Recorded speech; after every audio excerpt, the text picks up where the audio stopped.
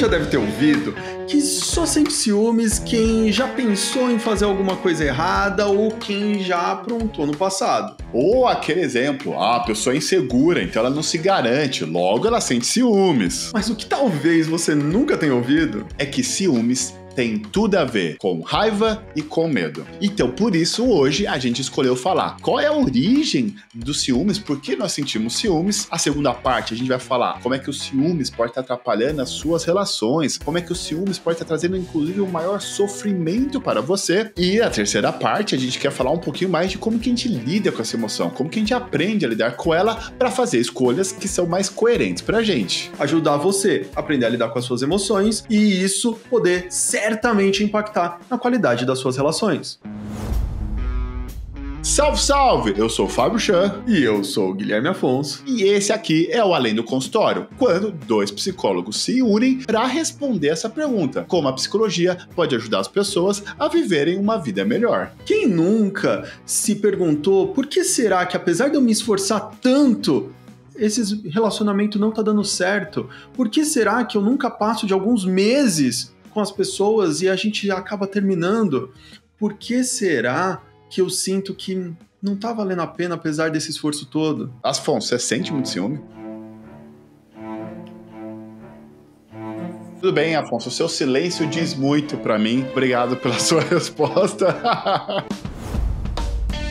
Bora lá então, Afonso, vamos definir melhor então essa primeira parte, que é da onde vem os ciúmes? Por que sentimos ciúmes? O que é o ciúmes? Para começar, é importante deixar bem claro que todos nós sentimos ou sentiremos ciúmes ao longo da vida. A grande questão é que essa emoção pode se tornar um grande problema se nós não a compreendermos bem e também não entendermos como ela pode afetar a nossa vida, como a gente pode gerenciá-la da maneira mais adequada. E para ajudar a gerenciar isso, até para entender, vale a pena aquela distinção entre emoções básicas e emoções secundárias. Vamos começar então falando das emoções primárias ou emoções básicas. Elas têm algumas características interessantes, por exemplo, inatas, portanto, elas já nascem com a gente já nasce com uma propensão a experimentar elas. Elas são universais ou o mais universal do que a gente consegue assumir de experiência emocional entre seres humanos, e elas têm geralmente uma função adaptativa ou uma função para prover, para favorecer a nossa sobrevivência. Se a gente for listar algumas delas, nós poderíamos dizer que são alegria,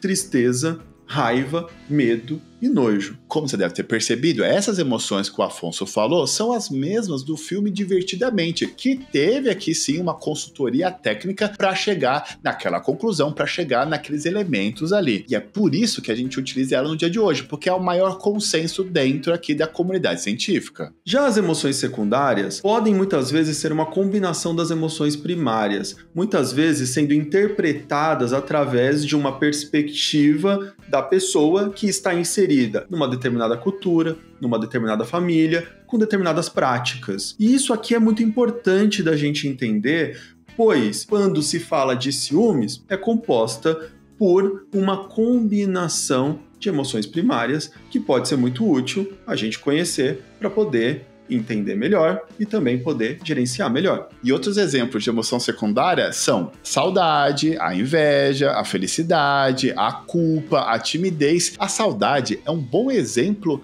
na influência da cultura, porque a palavra mesmo saudade nem existe em vários idiomas. Nós brasileiros utilizamos a palavra saudade para se referir a essa tristeza vinculada ao distanciamento de alguém, essa vontade de querer estar perto, mas em outras culturas nem existe. Então olha como esse componente da interpretação do que está acontecendo dentro de mim. Não só a saudade comunica e alerta alguma coisa, como toda emoção também é um alerta. E nós ficarmos atentos a esse alerta pode nos ajudar a conseguir fazer melhores escolhas e interpretar melhor o mundo. Quando ignoramos esse tipo de alerta, quando ignoramos esse tipo de informação, nós acabamos nos limitando E isso tem consequências. Exato, Afonso. E um dos livros que para mim trouxe isso muito bem, inclusive de um autor brasileiro, é O Lado Bom e o Lado Ruim. Esse livro do psiquiatra e professor Manuel Martins, ele vai falar basicamente sobre todas as emoções básicas, o medo, a gente vai trazer a raiva e outras emoções que são desagradáveis, ele vai trazer o lado bom delas. Como elas trazem um alerta importantíssimo e extremamente funcional para que você consiga fazer melhores escolhas, desde que leve em consideração. Bem, se você quer saber um pouco mais, vai ter um link aqui na descrição do livro.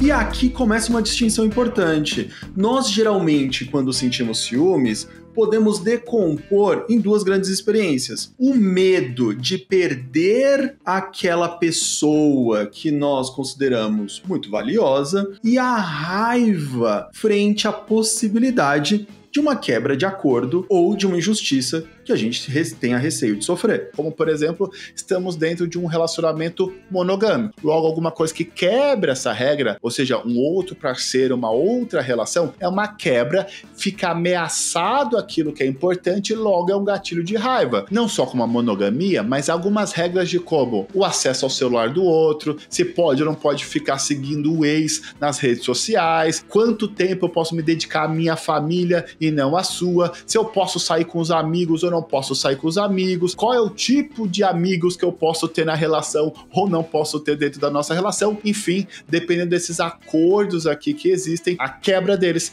pode ser justamente um gatilho da raiva que a pessoa pode sentir e o que vai elaborar para os ciúmes. Agora, quando temos algo que é valioso, uma pessoa que é muito significativa e a gente sente que estamos em risco de perdê-la, nós sentimos medo. Um dos gatilhos podem ser o nível de atenção e comprometimento que o nosso parceiro acaba dando para outras pessoas, e não importam quais pessoas sejam essas, sejam familiares, a mãe ou até mesmo os amigos, podem fazer com que a gente se sinta ameaçado e em risco de perder aquela relação tão importante. Outro gatilho que também é bastante presente é o nível de atenção e dedicação que a pessoa tem ao trabalho, que também a gente pode sentir que está concorrendo com a gente e nos dá uma sensação de medo de perder aquela pessoa tão amada, tão valiosa. E um terceiro gatilho muito comum também na experiência de medo, que é este componente dos ciúmes,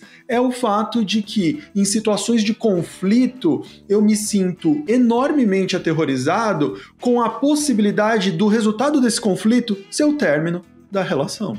E a clássica, às vezes, manipulação emocional, ou seja, aquela ameaça que outro dá, que eu vou terminar se você não fizer o que eu quero. Quantas vezes faz as pessoas ficarem tão aterrorizadas, né?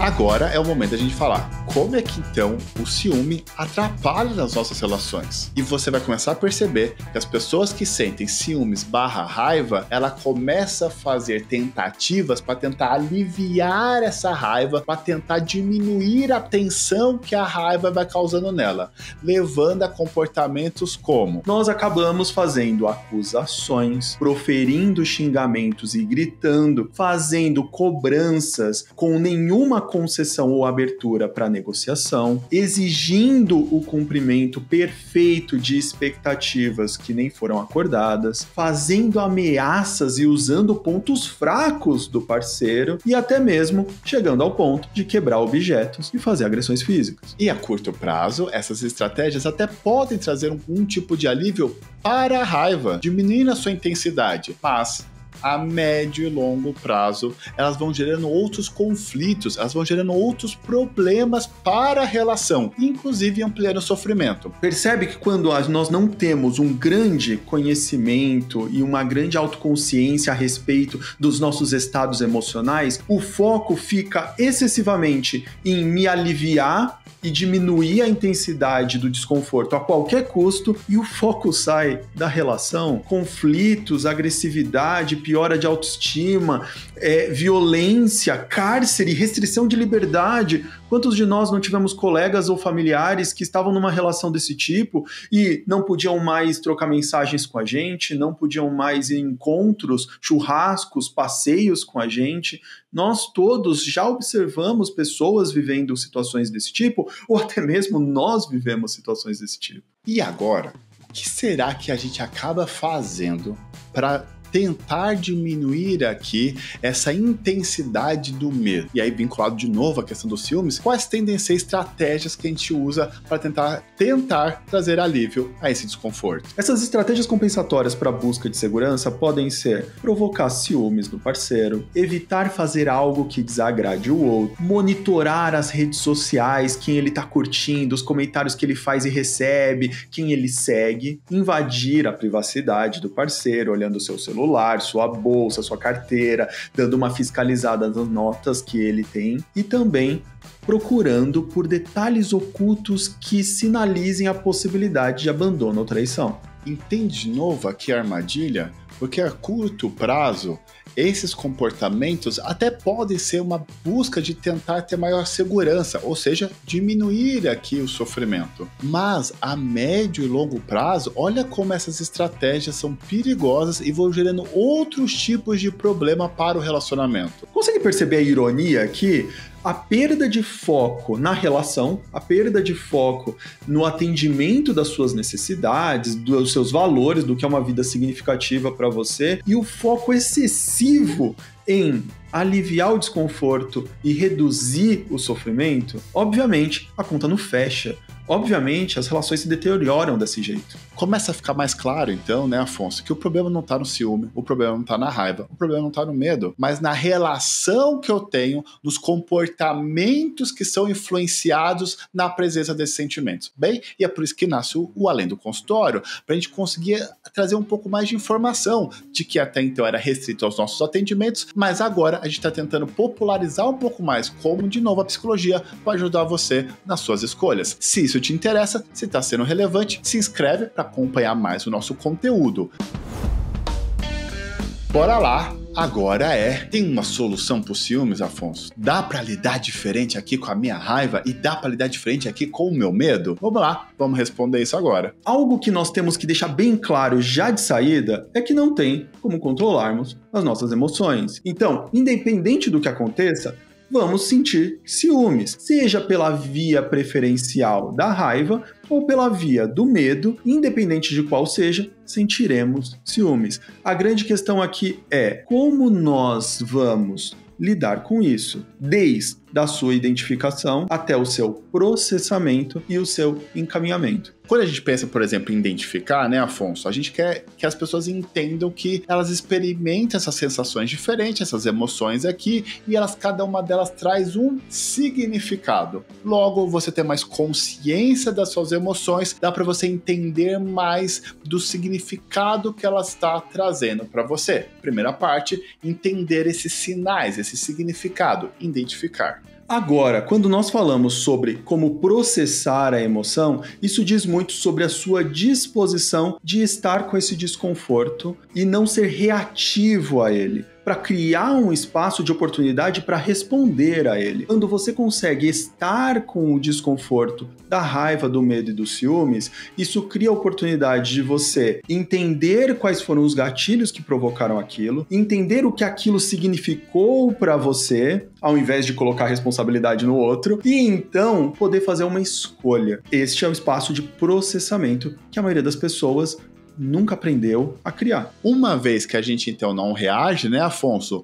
A gente então vai escolher ir para onde? Porque o processo não é só esse, o processo não é só aceitar aqui melhor essa emoção, ter uma disposição aqui para estar com essa emoção desagradável. Na verdade não ter a impulsividade de tentar só diminuir e escolher em direção ao quê? Aos seus valores, ao que importa para você, as suas necessidades. A gente fala lá no começo de quanto é importante algum objeto, uma pessoa, então, para nós, logo a gente pode sentir que aquilo está ameaçado. Logo, como que você consegue, então, construir estratégias para fortalecer essa relação? Como você consegue, então, desenvolver estratégias comportamentais para estreitar esse vínculo, para restabelecer novos contratos, novas regras, novos acordos? Como, na verdade, você pode criar mais momentos de fortalecer aqui tempo, a atenção que você tem com o seu parceiro e não está com esse foco, como a gente disse,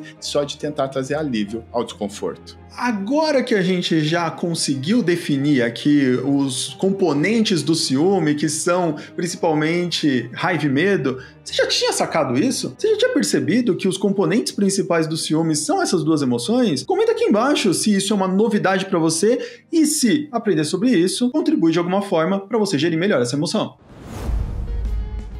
Obrigado por ter chegado até aqui. Esse aqui é um tema que a gente tentou tratar com certa leveza, mas a gente sabe o quanto é que o ciúme pode atrapalhar as relações. E sim, por mais que a gente tentou trazer como uma maneira de lidar diferente, mas sim como o medo e a raiva machucam tanto a gente, quanto é difícil, na verdade, a gente se desvencilhar disso para então fazer novas escolhas. Mas é por isso que nasce o Além do Consultório, para a gente tentar trazer um pouco mais de técnica, para a gente tentar trazer novas possibilidades de escolha. E muito obrigado por ter nos acompanhado até aqui. Tchau, tchau. E até a próxima.